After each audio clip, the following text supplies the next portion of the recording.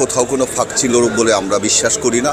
Directors গিল্ডটাকে আমরা চাচ্ছি যে নির্মাতাদের একটি বাড়িঘরের মতো জায়গায় তৈরি করতে। খুব শীঘ্রই ওটিটি নীতিমালা হচ্ছে যে বাস্তবায়ন হবে। এটা চলে আসলে অনেকটা এই ধরনের এই জাতীয় অপসংস্কৃতিগুলো রোধ হয়ে যাবে। আমি এবং আমাদের কেন্দ্রীয় নবনির্বাচিত কেন্দ্রীয় পরিষদের পক্ষ থেকে আমাদের জেনারেল সেক্রেটারি কামরুজ্জামান সাগরকে নিয়ে আমাদের কমিটির পক্ষ থেকে আমাদের সকল নির্মাতাদের প্রতি আমাদের কৃতজ্ঞতা এবং ভালোবাসা জানাই। তারা আমাদের উপর আস্থা রেখেছেন, আমাদেরকে দায়িত্ব দিয়েছেন। আসলে দায়িত্বটাই বড় কথা। আমরা কাজ করার সুযোগ চেয়েছিলাম, আমরা সেই কাজ করার সুযোগ পেয়েছি।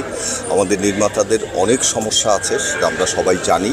আমরা সবাইকে সাথে নিয়ে, সকল নির্মাতাদের সাথে নিয়ে, আমাদের সমস্ত সহযোগী সংগঠনগুলোকে সাথে নিয়ে আমরা সততার সাথে শ্রম দিয়ে সেই সমস্যাগুলো সমাধানের জন্য কাজ করে যাব। আপাতত এটুকুই বক্তব্য।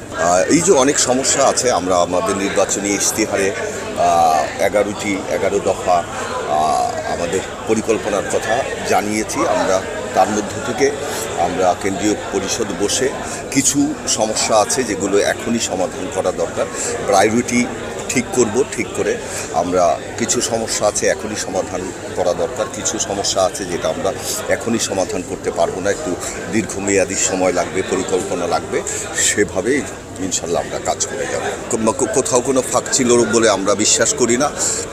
এর আগে যারা নেতৃত্ব দিয়েছেন তারাও কাজ করার চেষ্টা করেছেন, হয়তো সব কাজ করে উঠতে পারেননি।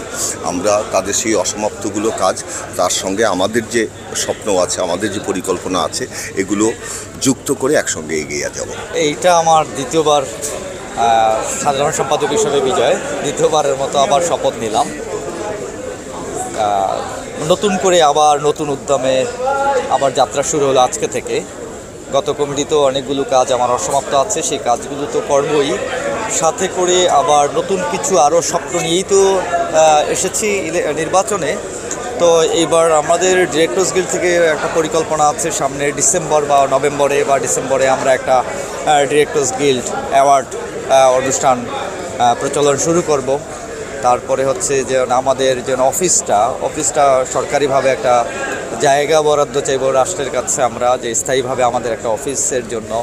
তারপরে যেটা হচ্ছে যে আমাদের কর্মক্ষেত্রের জায়গাটায় বলেন যে আমরা প্রচুর হচ্ছে যে ওয়ার্কশপের দিকে আমরা একটু জোর দেব।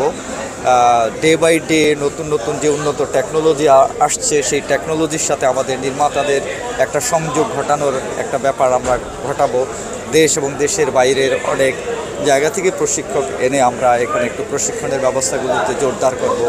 আমাদের তারপরে হচ্ছে যে কর্মক্ষেত্রে গিয়ে অনেক সময় অনেক জায়গায় আমাদের ভোগান্তির শিকার হতে হয়। রাস্তাঘাটে শুটিং করা থেকে শুরু করে ধরেন, বা কোথাও ঢাকার বাইরে গেলে প্রশাসনিক জায়গাগুলোতে, সেই জায়গাগুলোতে আমরা প্রশাসনের সর্বত্র সাপোর্টটা আমরা চাইবো তাদের কাছে। এই বিষয়গুলো নিয়ে আমরা আসলে এখন পরিকল্পনা আছে। তারপরে ডিরেক্টরস গিল্ডটাকে আমরা চাচ্ছি যে নির্মাতাদের একটি বাড়িঘরের মতো জায়গায় তৈরি করতে। যেমন ধরেন আমাদের একটা স্টাডি রুম নেই, স্টাডি রুম করব আমরা। এখানে একটা ক্যান্টিন থাকবে, এখানে লাইব্রেরি থাকবে, এখানে প্রজেক্টর থাকবে, আমরা বসে সিনেমা দেখব। আর এখানে ফটোকপি মেশিন থাকবে, এখানে কম্পোজ থাকবে। নির্মাতারা এখান থেকেই তাদের স্ক্রিপ্টটা কম্পোজ হবে, এখানেই ফটোকপি হবে, এখানে তাদের প্রোডাকশন মিটিং হবে। এরকম একটা জায়গায়, এরকম একটা ড্রিম দেখছি সংগঠনটাকে নিয়ে। সেই স্বপ্ন নিয়েই সামনের দিকে এগিয়ে যাব। আমরা তো সবে আজকে দায়িত্ব পেলাম। আপনারা জানেন যে প্রতি রোজায় আমরা হচ্ছে যে আমাদের বিভিন্ন গুণীজন যারা আমাদের ডিরেক্টরস গিল্ডের সদস্য, যারা ন্যাশনাল অ্যাওয়ার্ড পায়, যারা 21শে পদক পায়, যারা স্বাধীনতা পদক পায়, তাদেরকে নিয়ে আমরা একটা গুণীজন সম্মাননা এবং ইফতারের আয়োজন করে থাকি, বেশ বড়সড় করে। সেরকম একটা আয়োজনের দিকেই এখন আমরা এগোবো। ওটিটি নীতিমালা হচ্ছে, আমি নিজেও ওটিটি নীতিমালার একজন সদস্য। এই জায়গাগুলো রোধ করার জন্যই কিন্তু এই ওটিটি নীতিমালার জায়গাটায় একদম পরিপূর্ণভাবে খুব শীঘ্রই ওটিটি নীতিমালা হচ্ছে যে বাস্তবায়ন হবে। এটা চলে আসলে অনেকটা এই ধরনের এই জাতীয় অপসংস্কৃতিগুলো রোধ হয়ে যাবে, আমাদের শেকড়ের গল্পগুলোই উঠে আসবে।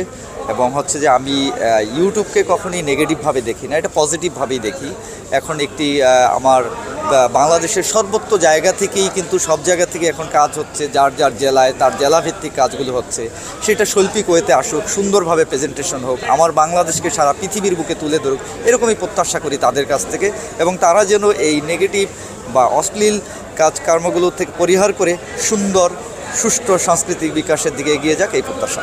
শিল্পী আছে আমাদের, অনেক ভালো ভালো শিল্পীরা আছে, এবং সেই ভালো ভালো শিল্পীদেরকে নিয়ে কাজ করতে গেলে একটা বিষয় থাকে, যখন টেলিভিশন, একটা সময় তো আমরা শুধু টেলিভিশনের উপরে ডিপেন্ড ছিলাম, টেলিভিশন থেকে একটি চোতা দেওয়া হয়, অমুককে নিতে হবে তমুককে নিতে হবে, এর কারণে হয় কি যে অনেক দুর্দান্ত অভিনেতাদেরকে নিয়ে আমরা কাজ করতে পারি নাই, তারা বসে থাকে বা এই জায়গাগুলো আছে। আর ওটিটির দিকে ধাবিত দেখেন পৃথিবী এগিয়ে যাচ্ছে, সেই ধারাবাহিকতায় এখন নতুন নতুন প্ল্যাটফর্ম আসবে, যেমন আমাদের এখানে প্রথম আসলো ইউটিউব, আসলো এখন ওটিটি আসছে, ফেসবুক আসছে, টুইটার আসছে শুনছি, এরকম নতুন নতুন প্ল্যাটফর্ম আসবে, নতুন নতুন প্ল্যাটফর্ম আমরা কাজ করব।